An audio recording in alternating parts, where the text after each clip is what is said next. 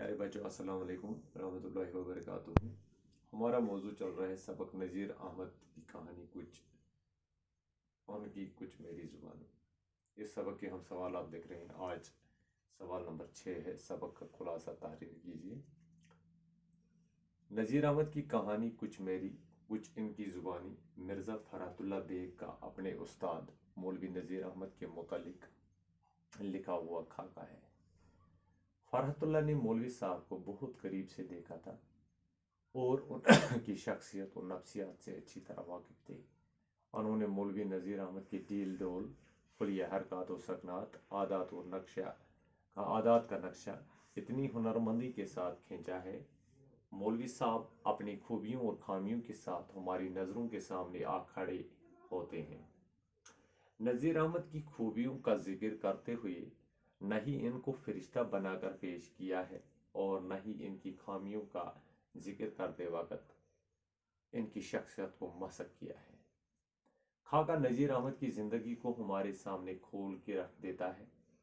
ये दिलचस्प मज़ाहिया खाका मौलवी नज़ीर अहमद की शख्सियत के बारे में है। कुछ बातें मौलवी साहब की ज़ुबान से कहलवाई गई हैं और कुछ खाका निगार की ज़ुबान से। इस तर्ज तहरीर ने यह खाका निहायत दिलचस्प बनाया है। मौलवी साहब का कद ऊंचा, पेट बाहर निकला हुआ था, तोंद बाहर निकली हुई मगर बारी बदन की वजह से कद ठिंगना मालूम होने लगा था।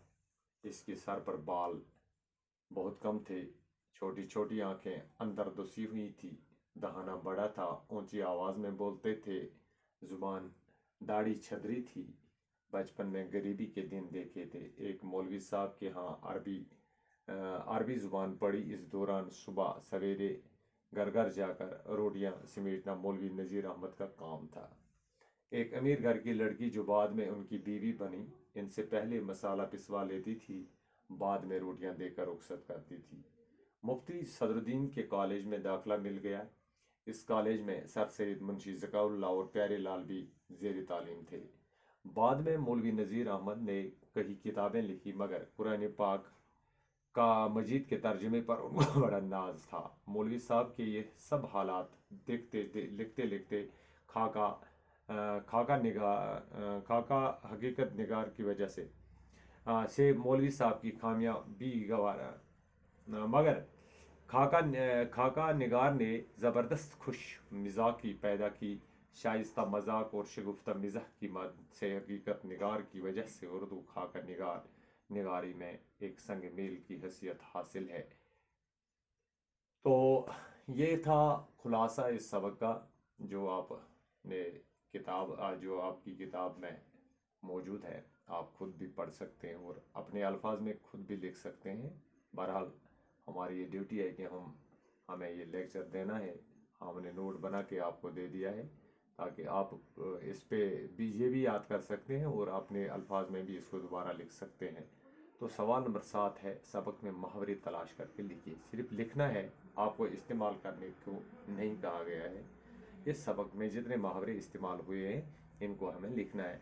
तो जवाब इसका है, टांग लेना है पहला, तरन्नुम भेजना, गट्टे पढ़ना, हाथ रोकना, हाथ पकड़ना, मोहब्बत करना। ये चंद मुहावरे हैं जो इस सबक में इस्तेमाल हुए हैं।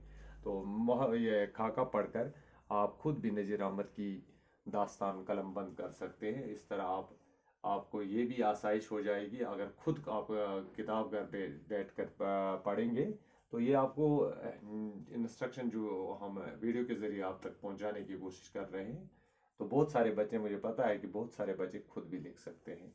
तो आज इतना ही काफ़ी है। इंशाल्लाह कल नए वीडियो के साथ आपसे फिर मुलाकात होगी। तब तक खुदा हाफिज़।